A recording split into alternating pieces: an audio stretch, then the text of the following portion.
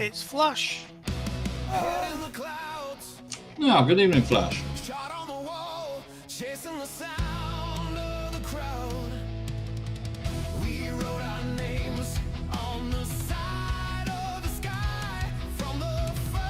Flash, come over there to the left.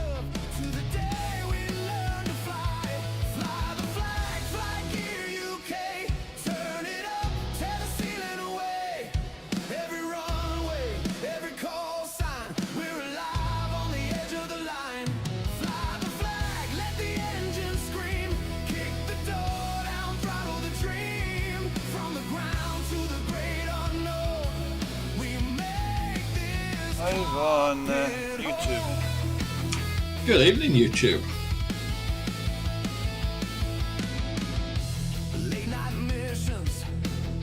Didn't have a right good view, did they, the pilots of this? No, very bad view. Right, Flash, you need to use combustor auto start, not auto start.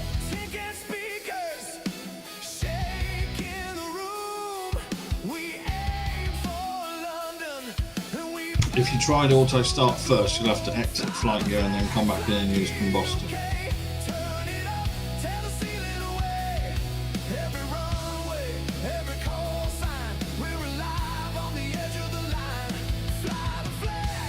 We do this in clock time tonight, we should get a good sunset. The longest day. We could give it a go, couldn't we?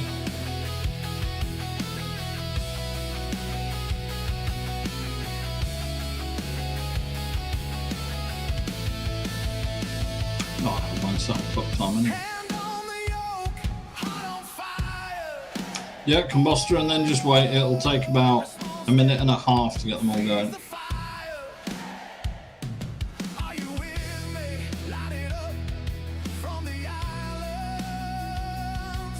Meantime, I shall do the brief.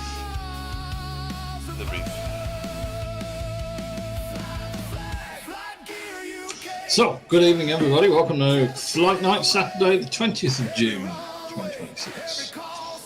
This evening we are going to be doing a fairly realistic recreation of a Victor K.2 ferry flight. Leaving from Marham, first sector we're going Marham to Leuchars, and then after half time we're going to go Leuchars to Lossiemouth. The main focus is going to be seeing how well the Victor performs when we're trying to get it to follow a real flight plan, which I found cobbled together from various different sources from real Victor books, and looking at the older maps that we used at the time in the late 80s. So first half's going to take about 50 minutes. We're going to be a little bit late, but that's okay because the second half is slower, so we'll be absolutely fine. We are going to use clock time as suggested by Stuart. I've also got live weather on because it's relatively nice down here. We'll see how it gets once we're at the other end of the country heading towards Scotland. But the primary thing is going to be, unfortunately, having to listen to me to tell us where we're going to go. I did put the briefing notes on the forum, and we're going to be following the Sector 1 Nav Log as accurately as we can. So once we depart here, we're following runway heading for 5 miles to the boundary of the airspace at here. We're not going to be going above 2,500 feet for that period, so it probably won't be an issue anymore. Then we're going to be heading to the Wash, which is 28 nautical miles away on a heading of 315 to 10,000 feet. Once we're over the Wash, we're going to be turning towards Humber and starting our climb up to where we cruise on a flight like this, about flight level 220, and then we'll continue from there. So you're going to have to listen to me for the turns. I'm going to be relying on visual waypoints, dead reckoning, and keeping an eye on the clock, really. So repeating it again, we've got live weather clock time, which is currently 9 minutes past 8. Runway heading for 5 miles, no higher than 2,500 feet, and we're going to be going at 250 knots.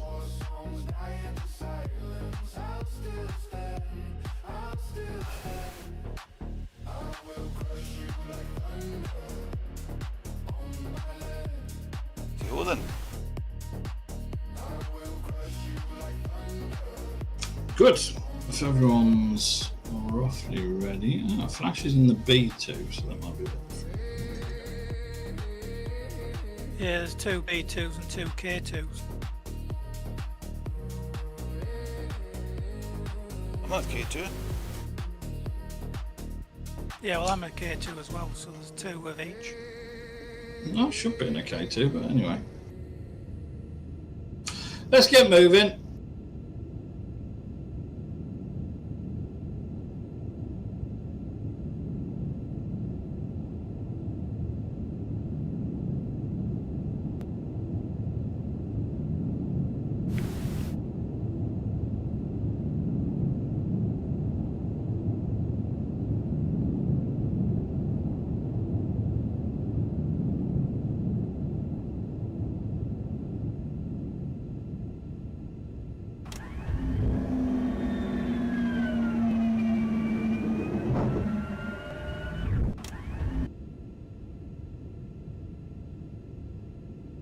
Two and a half thousand feet at 250 knots.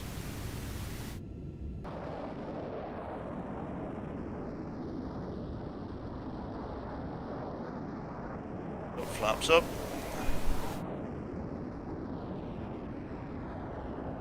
Alex. Is my gear not up? Yeah, mine's not working off my job.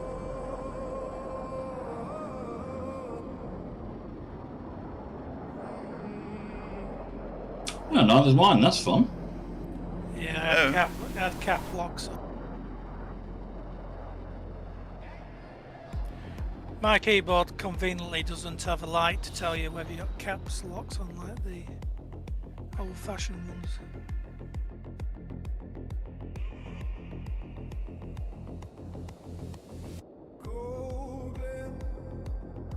I'll wait until everyone's a little bit closer. We'll delay the turn slightly. We want to be going up overhead, just the other side of Downham Market.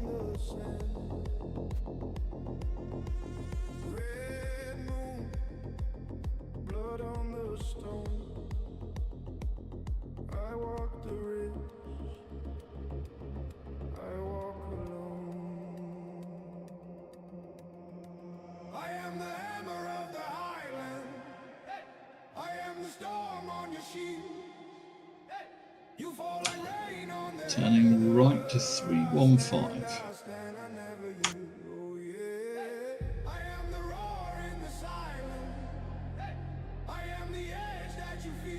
Bug 315.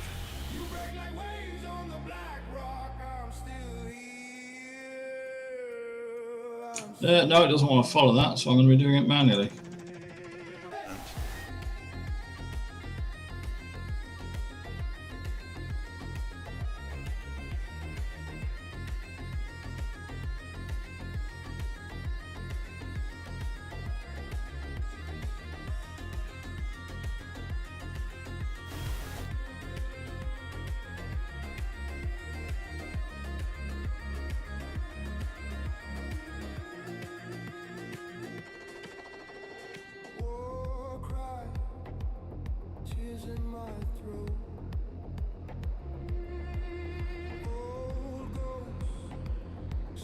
Mine's overshot, gone to 340.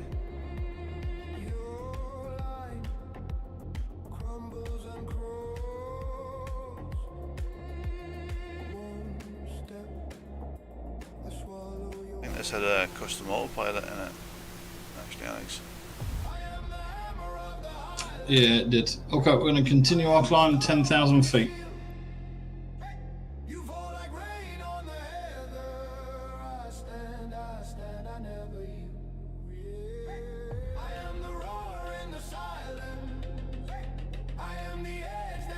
Into 10,000 feet.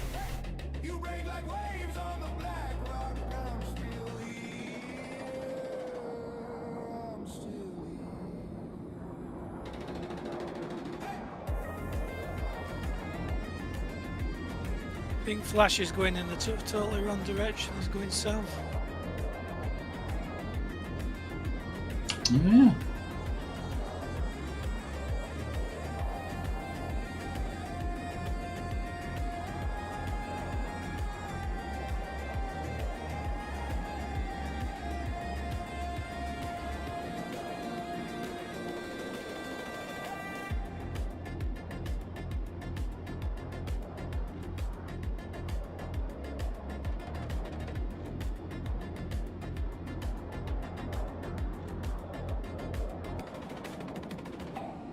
Anyway, it's a bit disappointing, isn't it, coming to the longest day tomorrow.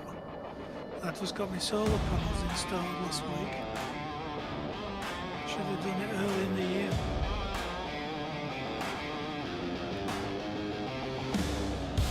So there's plenty of time for them to pay themselves back. Well, originally I went for it because I wanted shading on my roof, believe it or not. But I've just had managed to find a company who insulated my loft.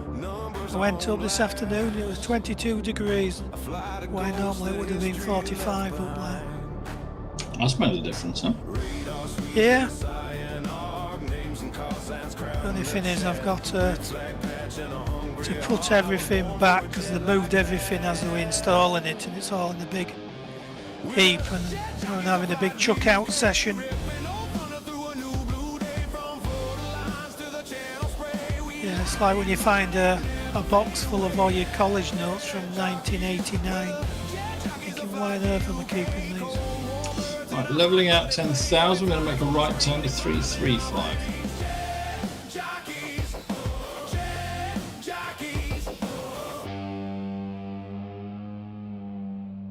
Remember the name.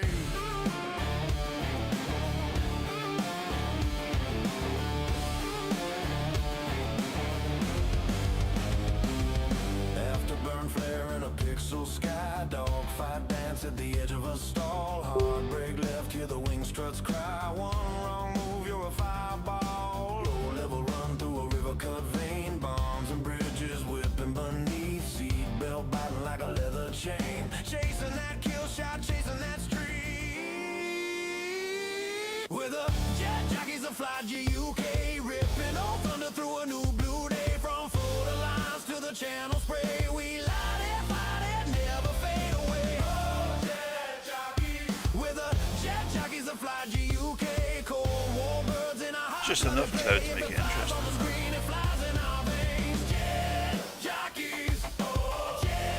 Yeah, there is. Is everybody roughly happy on heading 335? Remember the name. I think I'm behind you, I'm not sure. Good. Okay, in that case, we are going to continue our climb now to 22,000 feet. Call out the sector, lock on the sign. You fly your phantom, I'll fly mine. We're wired on coffee and vapor and pride. Old war stories on a broadband. And we're gonna try and get the speed to 280 knots in the climb until we are at 18,000 feet. Where the jet jockeys are FlightNight, ripping on thunder through a new blue day. From photo lines to the channel spray, we light it, fight it, never fade away. Never fade, never fade. Where the jet jockeys are FlightNight, cold war birds in a hot-blooded play. If it flies on the screen, it flies in our veins. Jet jockeys, jet jockeys, jet jockeys. Remember the name. Jet jockeys. Remember the name.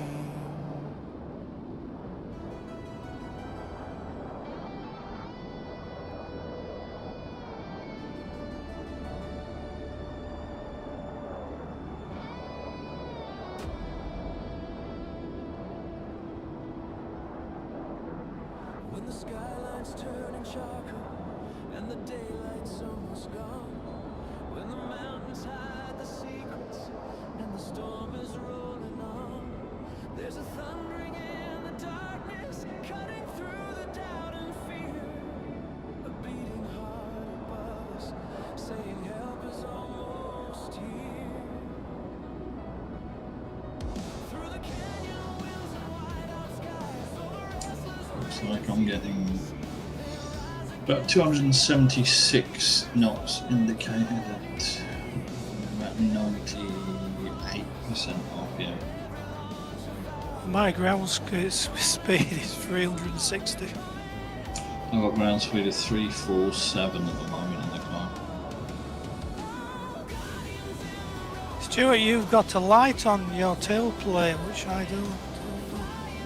Yeah, there's a lot of clear issue with that. It's supposed to have a melt light in the mid-tail plane.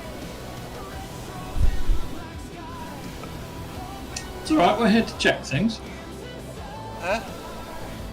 Well, we can check things and then fix them, can't we? Oh, I'm got the LOD issue at this height. Scenery's not loading in time. Okay, passing through 19,500 feet.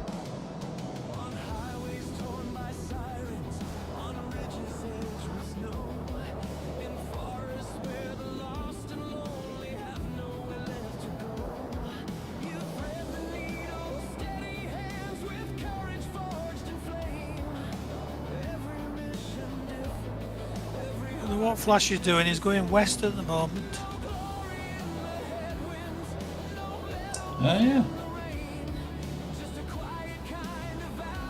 He's going in the general direction, everybody. It'll do. Okay, coming up on 22,000.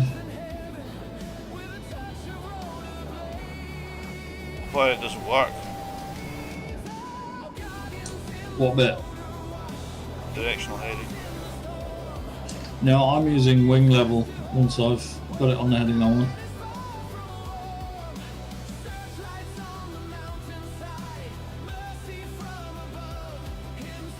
I'm going to accelerate 300 knots once level at 22,000 feet.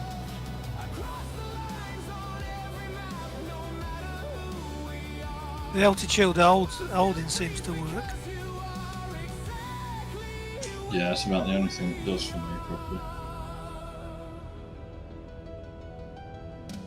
You're doing better off using the one I've been working on, Alex, because it's got lots of things in it that I had removed or changed because they were problematic.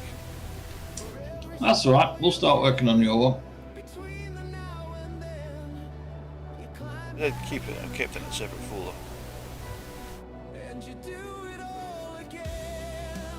Are you accelerating yet? Let me know when. Yeah, I'm accelerating to 300 knots.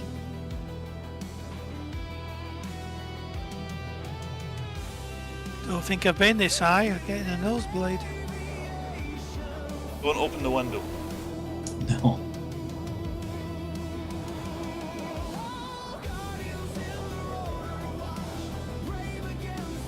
Okay, so this is good. She's holding the speed quite nicely at this altitude, which it's supposed to be able to do. I've got a ground speed of 405 knots, which is not far off. Not far off what was predicted.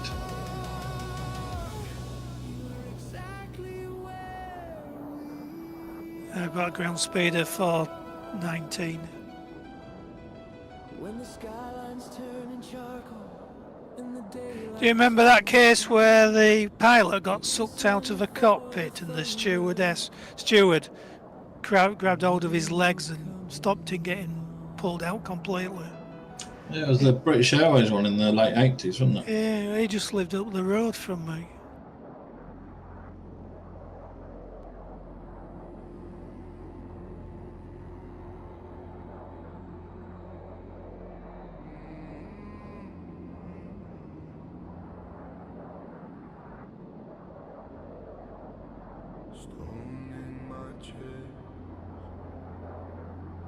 My LOD distance is too short for that altitude, and I'm loath to try and change it at the minute. It may cause a crash or a massive stutter.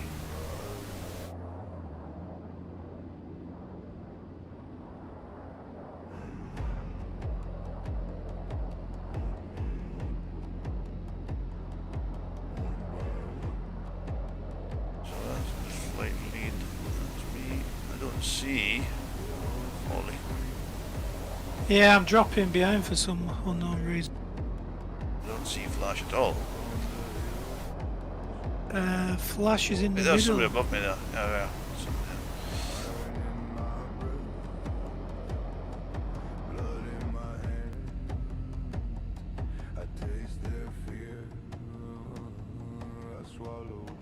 Was there always missing instrumentation, or was it never finished in this cockpit?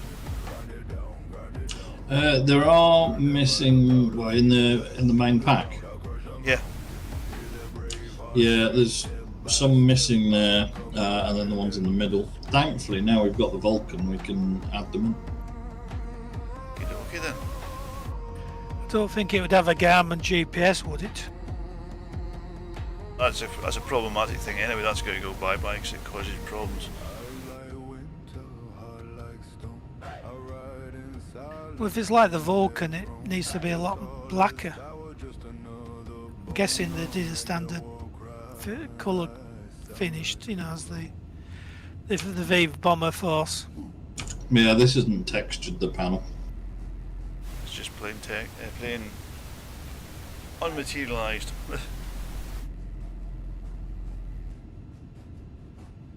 I tried to get Blender to add the add-in for that new format he was on about last week. You know, the new, was it GILT,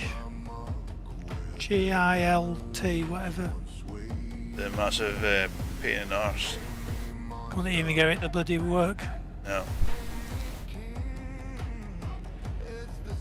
There are some settings you need to change to make it even consider exporting it. Well, I couldn't even get the add-in to work, you know, because the instructions how to install it, you know, was typical clear as mud. Yeah, shoot themselves in the foot using that format because they're going to lose 99% of the aircraft because they'll never be converted. As far as they're concerned, people don't use those aircraft, they only use the few that their friends develop. Well, they're wrong, as usual. They're watching, take note. My words. Is it a Microsoft Flight Sim format?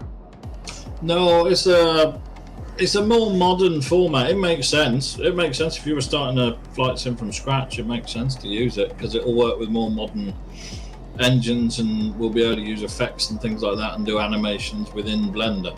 It makes sense, but the problem is we've got 20 odd years of aircraft that haven't used it.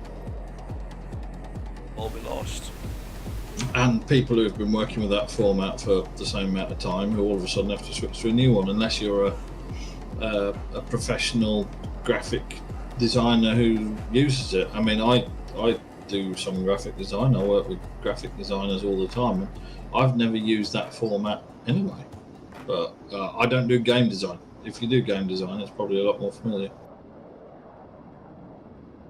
Well, I just noticed it because it's one of the options on that Scone converting program. And I tried running it again. I did I found a nice in Microsoft Flight Sim. I found a nice lighthouse for Gibraltar, Europa Point, and I run it again, trying to do it in that new format, and it didn't even do anything. You know, the file size was so different.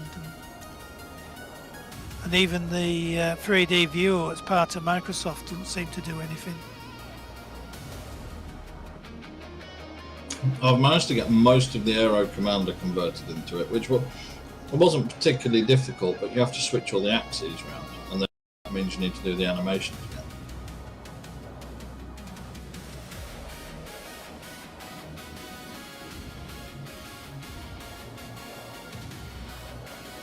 Yeah, well, my Vulcan is just flying over it. Sorry, Victor, just flying over its home base at the moment, Elvington. I'm in Lusty. Yorkshire Air Museum underneath. I've never been to that one. I must go one day. Yeah, it's quite good.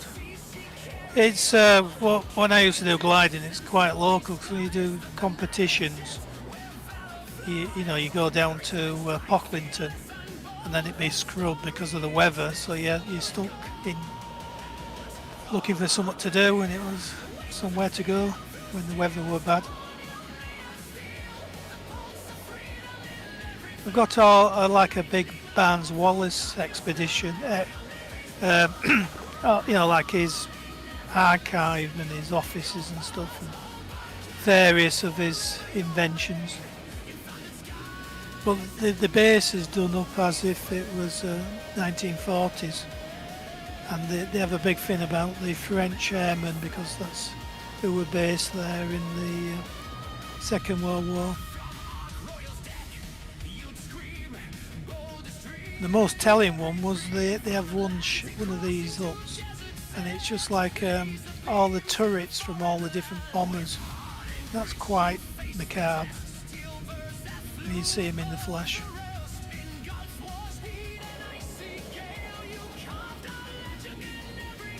I think I saw a travelling display of something like that. There was they had a lorry with all the turrets set up. Yeah. It was quite fun. But when you see him and you think somebody used to sit in them for 8 hours or whatever, freezing to death. It should be heated jackets. When they worked.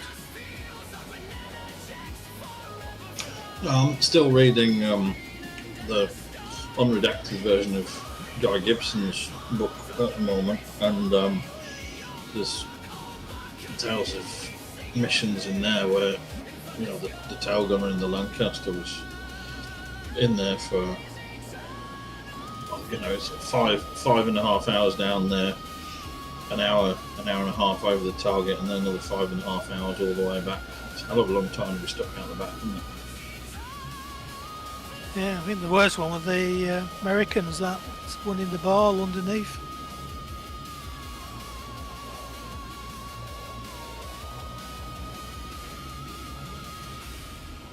I think I read somewhere that was a bit of a not a myth. Obviously, it wasn't a particularly nice place to be. It must have been really, really weird. But I think, as a percentage, not many of them died in the ball. It wasn't as dangerous a place to be. It probably just really felt it and looked it.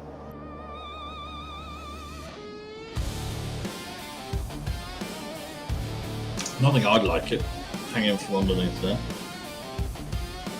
I'm getting out of it in an emergency was the problem. Yeah, well, I think it has to rotate, hasn't it, all the way around to let you to get out. Yeah. If it was shot up and all the power and the hydraulics or pneumatics are all being shot up, you could be stuck in it.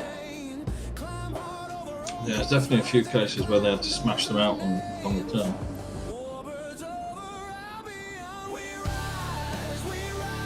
Doing an emergency landing with no undercarriage and you're stuck in the water, it's just going to be a red smear.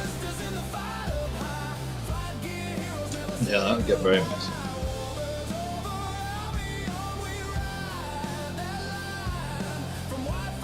Yeah, one of the old guys on the gliding club used to have a Wednesday day, pensioners day. And this old guy was still flying when I used to go occasionally.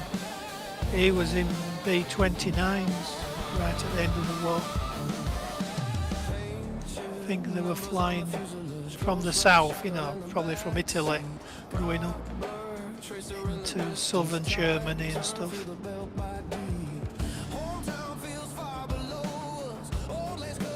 He wanted to be a pilot, but he said, well, if you do that, you'll have to wait a long time for the training, or you can be a gunner now and start straight away.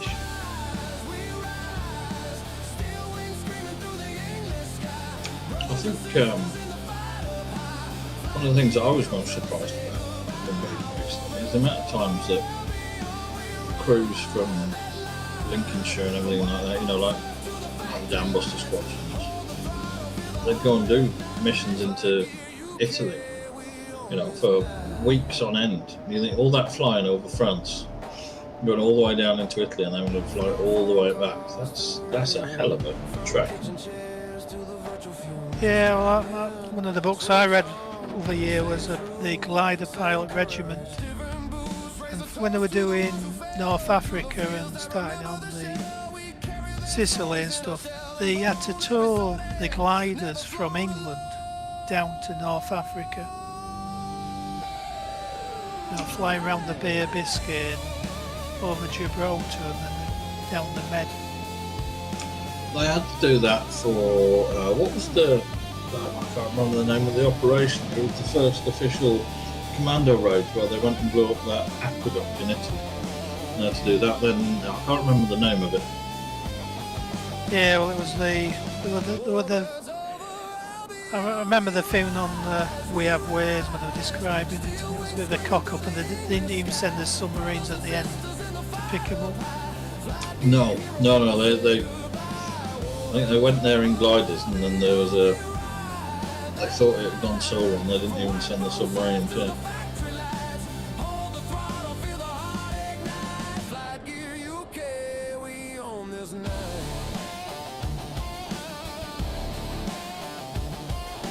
The gliding was a bit of a risky thing, because that one in Norway where they went to blow up the heavy water plant, that was a bit of a disaster, and anybody that survived was shot as a commando. Slight course correction, we're getting blown off course a little bit by the winds up here, so we're going to just come a couple of degrees to the right.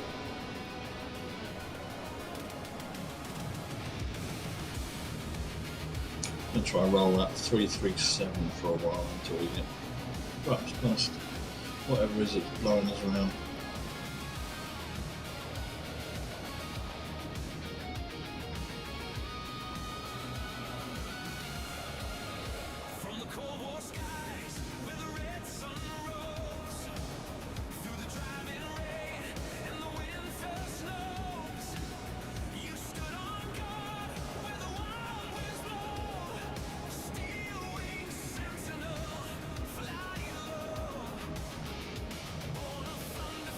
Yeah, I'm not seeing any refueling pods in your Victor, Alex.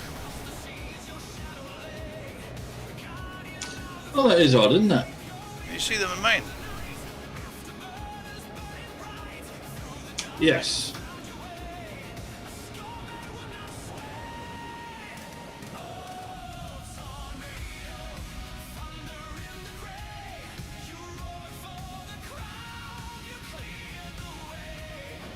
Yeah, I just wanted to do tonight to see if we can actually make something work with the Victor, and I thought the best way of making it work is seeing if it will actually work as it should. So if it works like this, we'll put the effort in. Should airspeed, please? Airspeed dead on 300 knots indicated, ground speed 404. Well, my ground speed is 420, but I can't keep up with you lot. The undercarriage is up and the flaps are in, so I don't Yeah, parachute back out again. No, because if that comes out, I'm down at 5 mile an hour. If your ground speed's 420, then I should be in should front. be fine. Yeah, I think it's the problem with flight gear's weather, you know.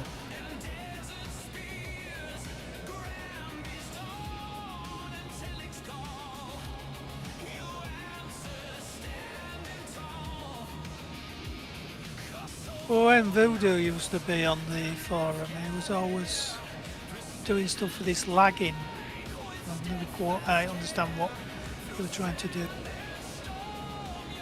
He's always quoting how many lag seconds people were behind and stuff. Well, have you got the pilot list up? Yeah. If you click the thing at the top that says SI, top of the pilot list, and then keep clicking it until you see a field that says lag PPS next to the model number. Yes. So that's the lag between you and the other aircraft, and you can adjust that if you go into the multiplayer and then the lag settings, and as long as it's less than about 10-ish, you're generally pretty instantaneous. Yeah. So you can put that value as an offset. So if you've got, like right now I've got 10 for all of you. So if I wanted to offset that, I would put -10 into the lag adjustment, and then that should bring it down to 0. But because it's 10, there's not really much point doing it. Yeah, mine's showing 10.2. Yeah, that's absolutely fine. And the only problem with that is what it does is it adjusts it doesn't adjust anything directly. What it does is it adjusts the amount of time it reads the signal in, so it tries to ignore some packets. It's a fancy system and I'm sure it's great, but I think when you start ignoring packets of data from other people, you're probably going to mess it up. It's fine for carriers and stuff like that, but for aircraft, I'm not sure quite how useful it is. And also, I don't know why it's not automatic, but it's not. Yeah, just that when he used to be flight leader, he was always on about it.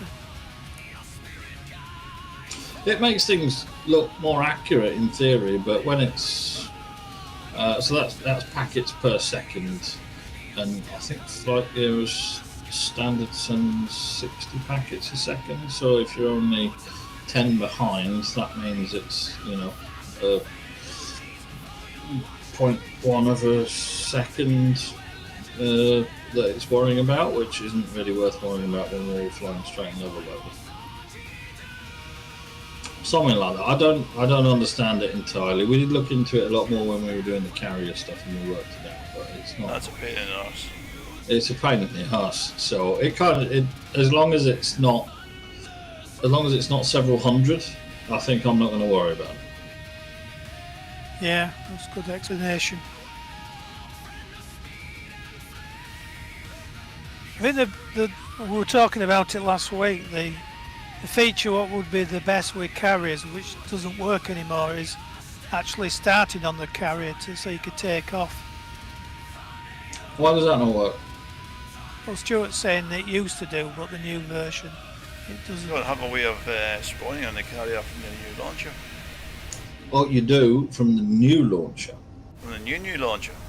Yes. Yeah, version 2024.1.6. That's what they... Do you remember we told them about it and they actually fixed it, but you don't get it unless you've got the new version. Right. Right, I might need to upgrade then. The new version seems absolutely fine for me, apart from I get crashes in the Vulcan. My Vulcan crashes after 20 minutes of flight, and it's only started since I got the new version. I wonder. So I need to work out what that is. I think it'll be the new FDM. It'll be something they've depreciated and not told anybody. That new system. Yeah, it could well be. I'll have to message that chap and see if he's tried it. Yeah, my version is 1.4, so I'll need to upload it sometime, but I haven't had much time to play recently. 1.6 seems fine, I think.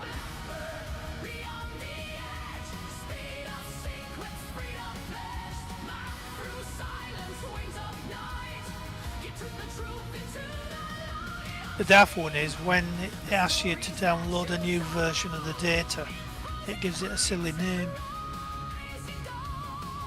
Well, does it? I always download the data manually and then point it at it. You know, like if you just rename it back to data, it works fine.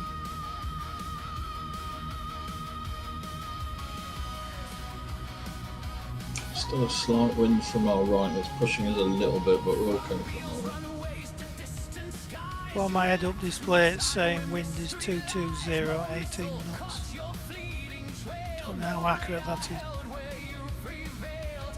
Well, it's accurate for you. Whether it's accurate for the rest of us is another thing. I don't know. Apparently the weather still doesn't work properly and people see different things, which is frustrating for multiplayer, but because none of the core devs really use multiplayer, it's not been a priority. Yeah, I'll just refresh the weather and it's now moved to 280 at 7 knots.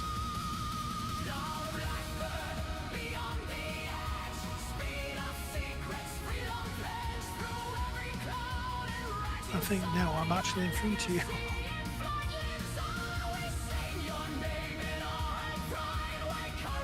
But the ground speed has actually decreased to 408.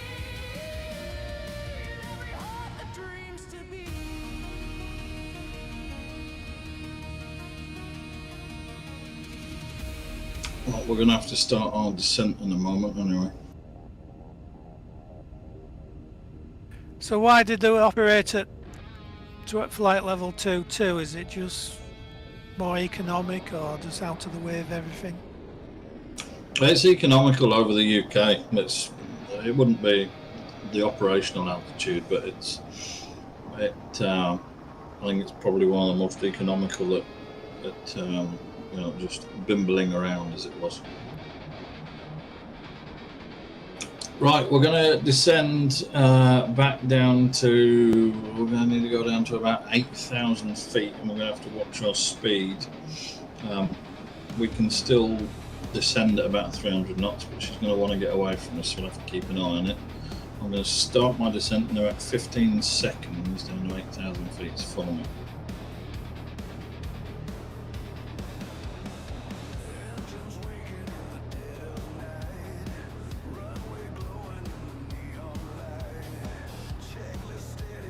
Starting the descent. Follow it.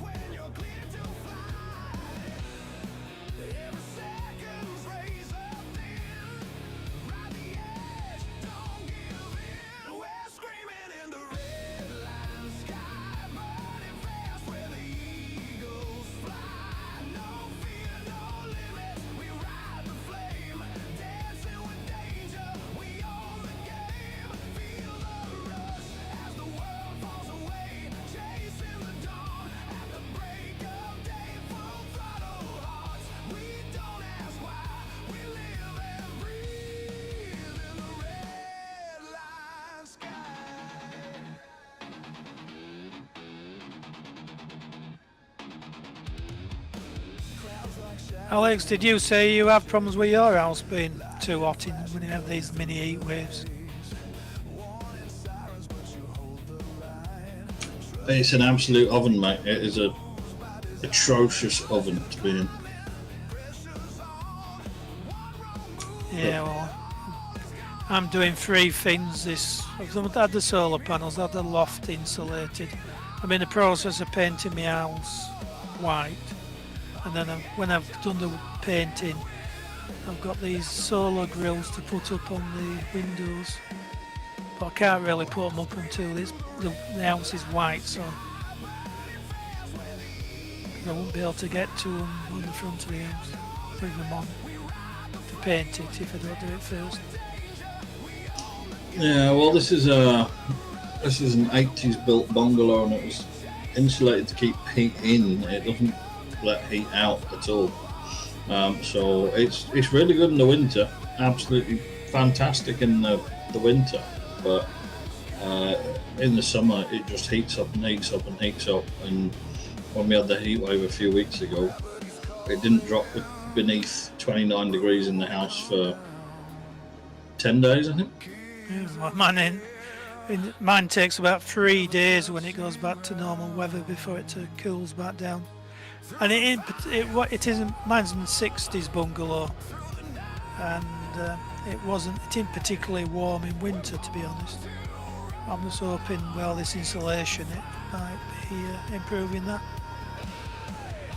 But it's south facing, and also the side of it's a semi bungalow, and I'm on the eastern side of the two. And so I catch all the afternoon sun all down my side of my house.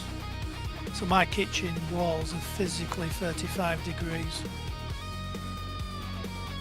My house is completely RF proof.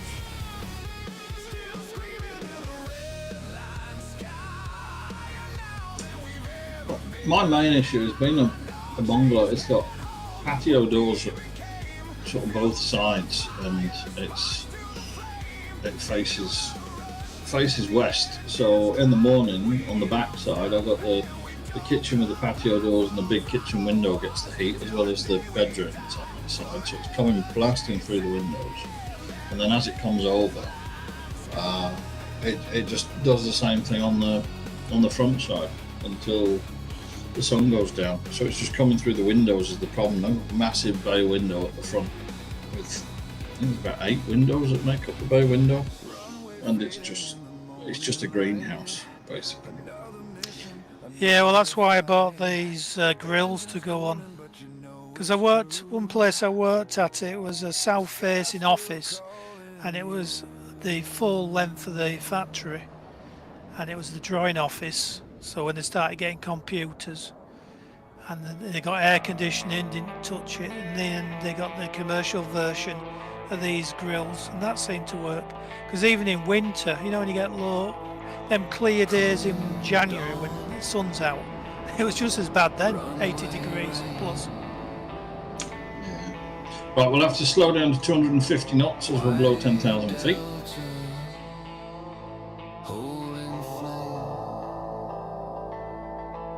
Slowing down.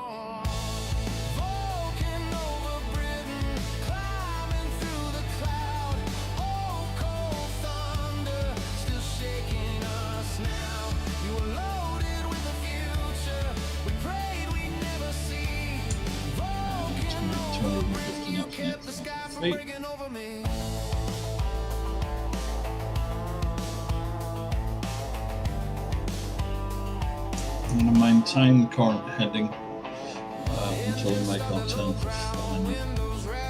This route going to put on about 5 mile flying, which will be hopefully enough. And now we're going to descend down to 4,000 feet. Follow me.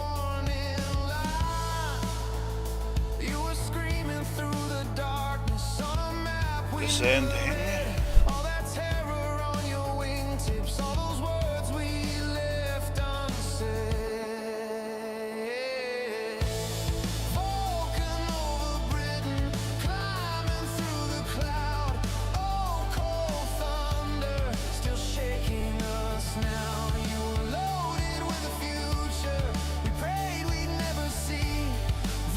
You may need a notch of flap to keep it under 250, which isn't strictly realistic, but that's what we got at the moment. Speed brakes out.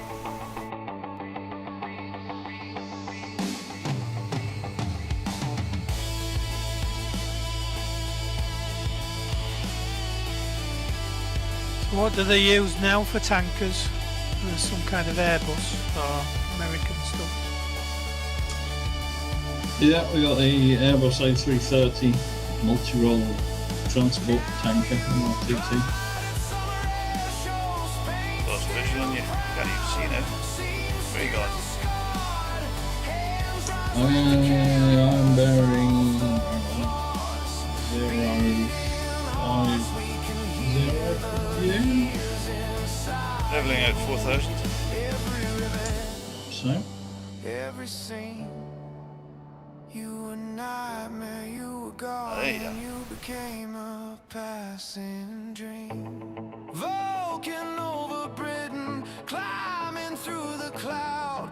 Old cold thunder, still shaking us now. You were heavy with a history. Okay, now we need to go down to 2,500. Britain, you kept the sky from breaking over me.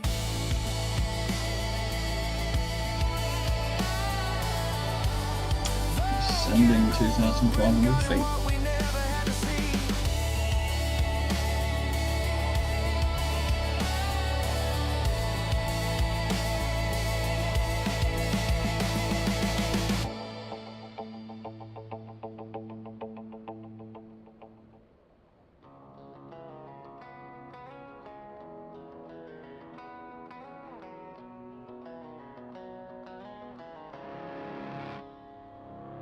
We're going to have to bring the speed back to about 200 knots.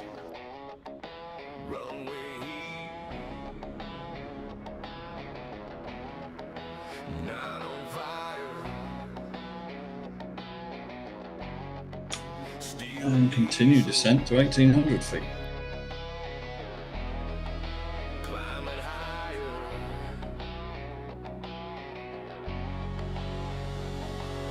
We will have Leuchars on our right at the moment.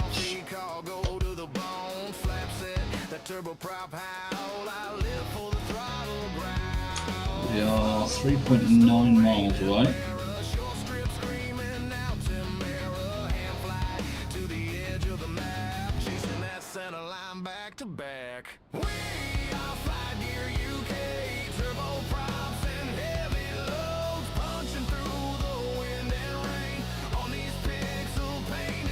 Get your gear down, turn right to line up with the runway.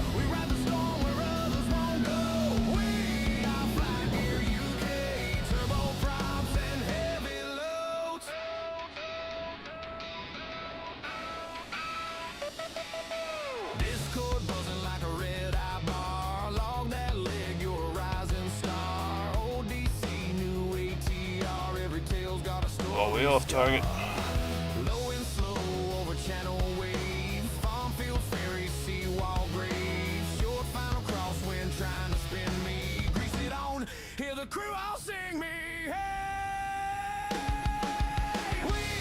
You can come around again and land from the other side if you wish.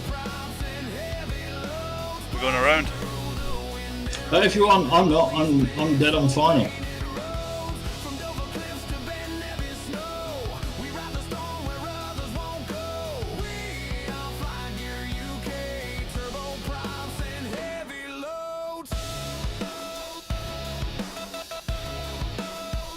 Yeah, we're a bit high. I'm still at 1400.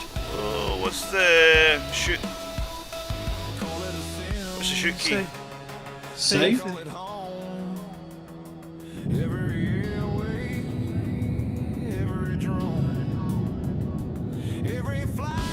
I have no shoot key. C, which brings out little C.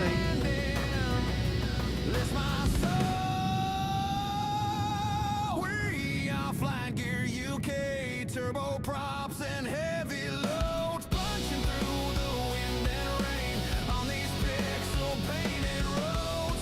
Oh no, neither does mine. We ride the storm where others won't go. We are Flying Gear UK. Oh, mine came out.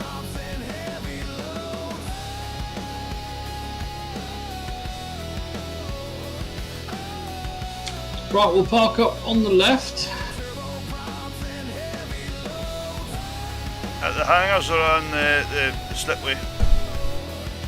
Park up on the slipway because I think our wingspan's probably going to hit the grass berms that there is in there.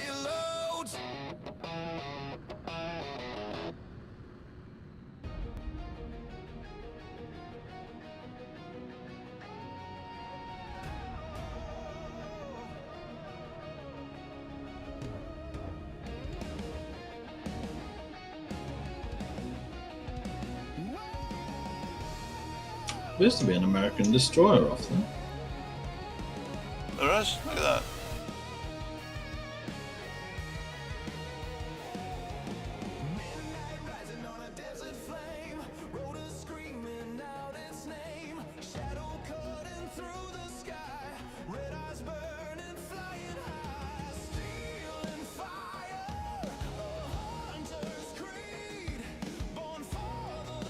Right, I'm going for a drink. I'll be right back. Yeah, I'm going to go drink as well.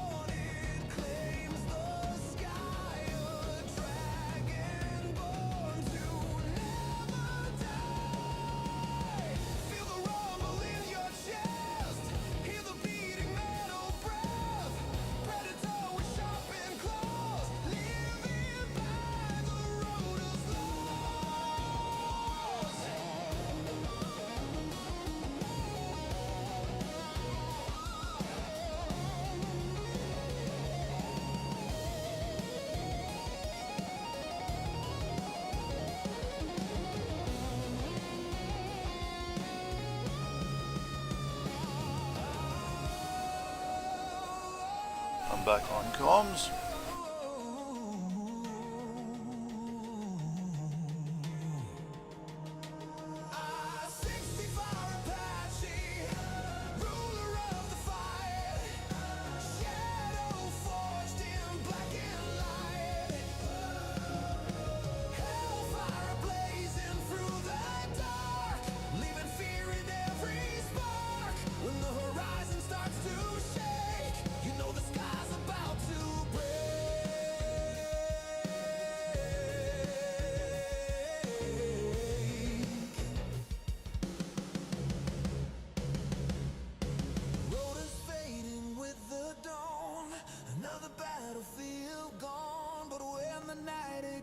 Again, you'll hear the thunder in the wind.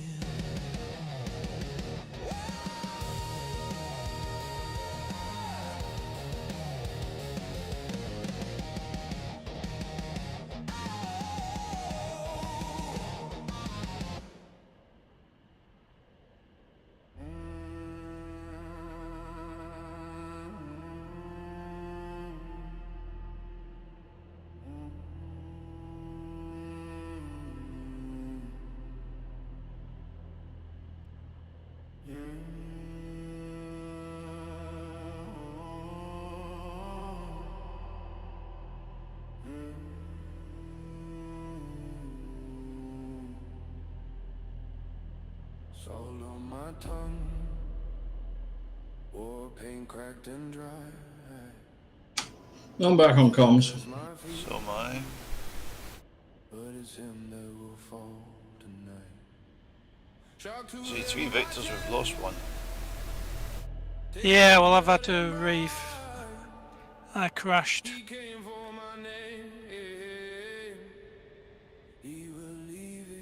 Had an extremely dodgy landing, but made it. For some reason, I'm on the Western Islands. Okay. What's the airport code?